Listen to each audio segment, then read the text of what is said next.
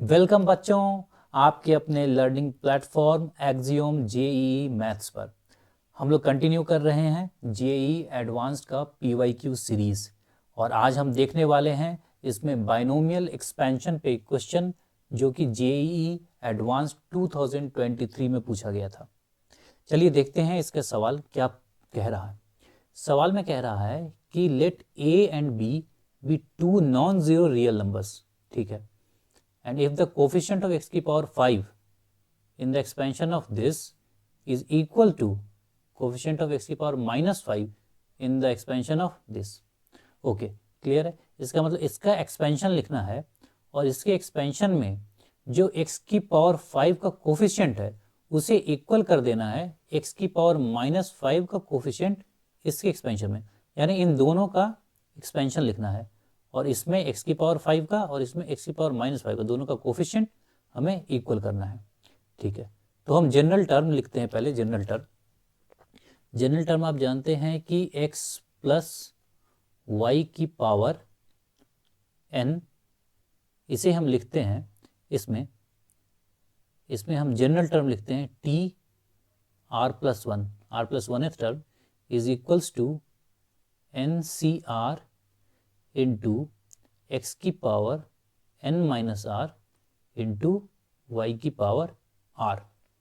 ये है हमारा जनरल टर्म का फॉर्मूला। अच्छा, जिनको ये फॉर्मूला में नहीं आता है वो डिस्क्रिप्शन में एक लिंक है जिसमें मैंने ये इस फॉर्मूले का एक्सप्लेनेशन दिया हुआ है, उसकी हिस्ट्री भी समझाई हुई है और ये फॉर्मूला कहाँ से आता है ये भी बताया हुआ है। तो आप उस वीडियो को देख लें और ये समझ लें कि ये फॉर्मूला आता कहाँ से है, क्योंकि इसी फॉर्मूले का यूज़ है इस क्वेश्चन में। ठीक है, तो अभी हम इस वाले टर्म का एक्सपेंशन लिखते हैं। तो ये टर्म क्या है, ए एक्स की power X square plus 70/27 B X इसकी पावर 4। ठीक है, तो इसका मैं अगर जनरल टर्म लिखूं, इसका जनरल टर्म लिखता हूं अगर, तो T R plus 1 is equals to 4CR into first term क्या है, ये ए एक्स स्क्वायर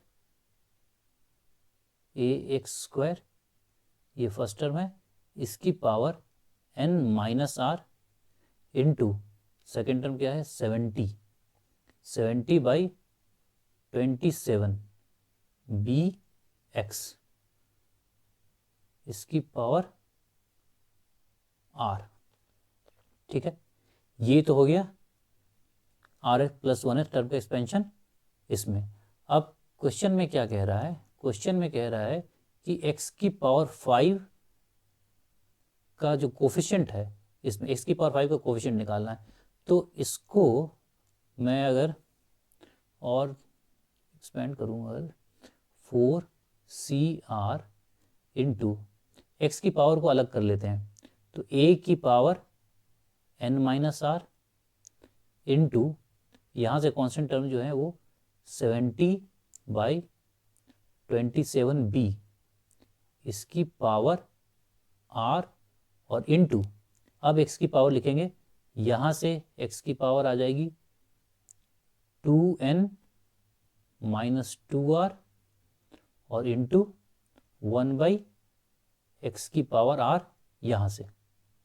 ठीक, तो ये हो गया, ये इसको मैं सारे को लिख लूँ, तो 2n माइनस 2r और ये r ऊपर की तरफ जाएगा तो हो जाएगा 2n माइनस 3r। ठीक है, तो ये हो गया 2n माइनस 3r।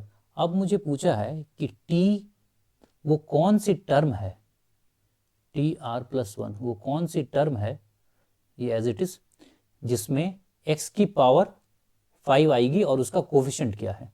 तो इसमें x की पावर 2n माइनस 3r, ये हमें चाहिए x की पावर 5। तो यहाँ से r की वैल्यू निकालेंगे, n की वैल्यू है हमारे पास 4, n है 4, तो 2n माइनस 3r हो गया 8 minus 3r is equals to 5। ठीक, तो 3r की वैल्यू हो गई 8 माइनस 5 इक्वल्स टू 3, r की वैल्यू हो गई 1। इसका मतलब है जो सेकेंड टर्म है t2, इस t2 में x की पावर 5 का कोफिशिएंट है। तो अब t2 को क्लियरली लिखते हैं कि t2 है क्या। तो t2 को लिख लेते हैं, t2 इज इक्वल्स टू, यहाँ से देखें तो 4c1, r की वैल्यू 4c1 इंटू क्या आया था a टू द पावर, ये यहीं लिख लेते हैं इसको दूसरे से, यहाँ लिख लेते हैं t2 is equals to 4c1 into a to the power, n है आपका 4 और r है 3, तो a cube into 70 by 27 b इसकी पावर 1 इंटू एक्स की पावर 5। ये है अपना सेकेंड टर्म। ठीक, और इसका कोफिशिएंट हो गया ये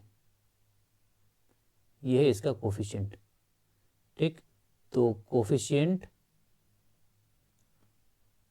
ऑफ एक्स की पावर 5 क्या आ गया, 4c1 को 4 लिख लेते हैं, 4a cube into 70 upon 27b। ठीक है, ये है अपना कोफिशिएंट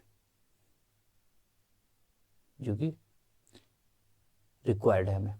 ठीक, अब हम लिखते हैं ये सेकेंड टर्म, इस सेकेंड टर्म का एक्सपेंशन। ठीक है, तो सेकेंड टर्म है हमारा ax minus 1 by B X square इसकी पावर 7।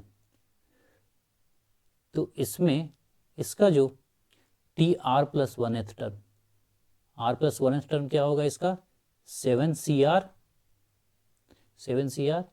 ए एक्स की power 7 minus r into minus of 1 by B X square इसकी power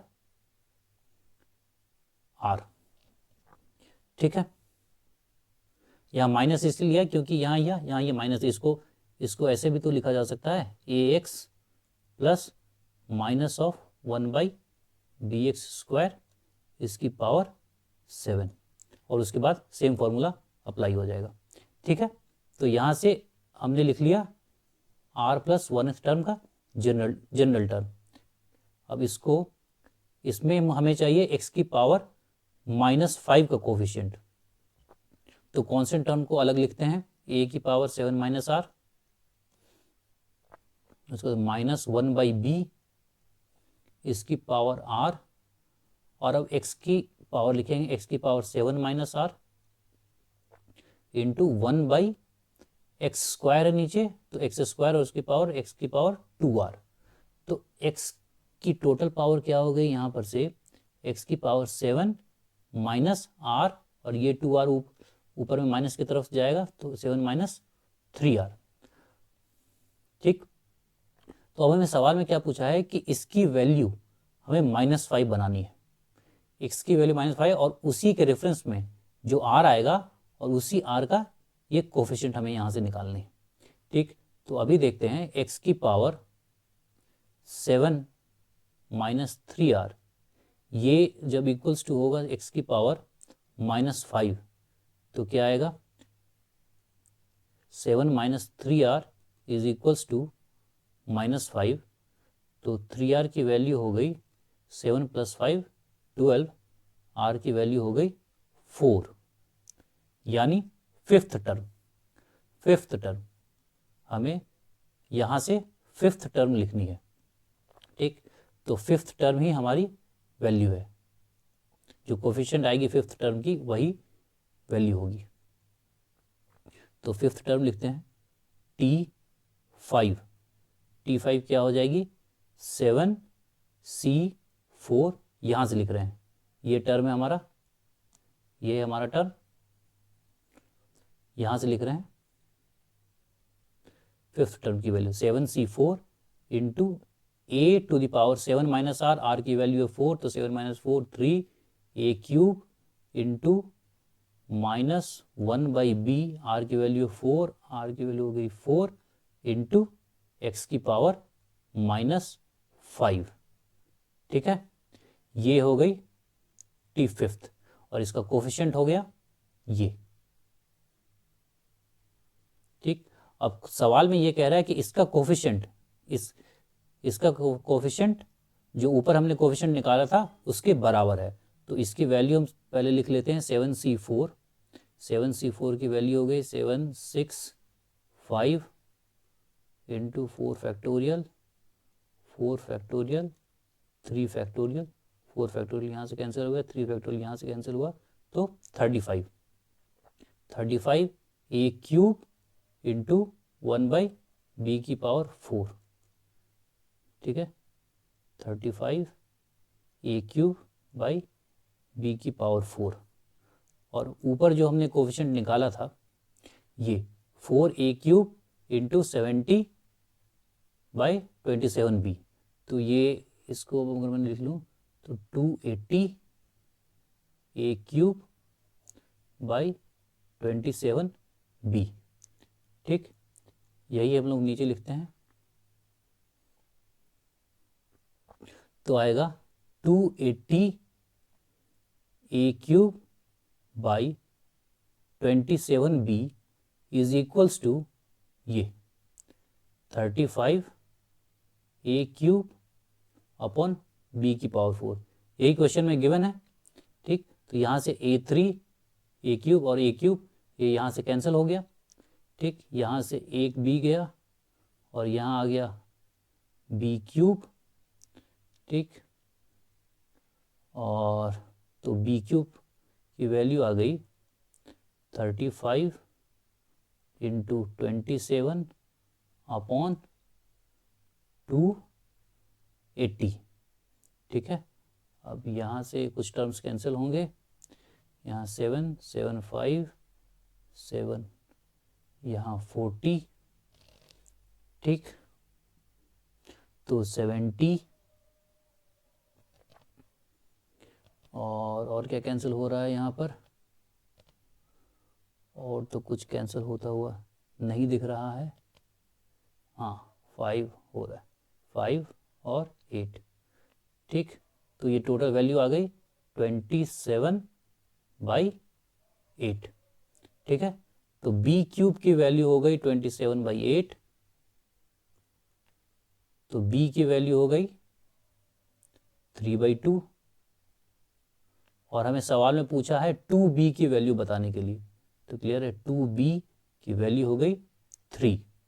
so 3 is the final answer of this solution. Thank you.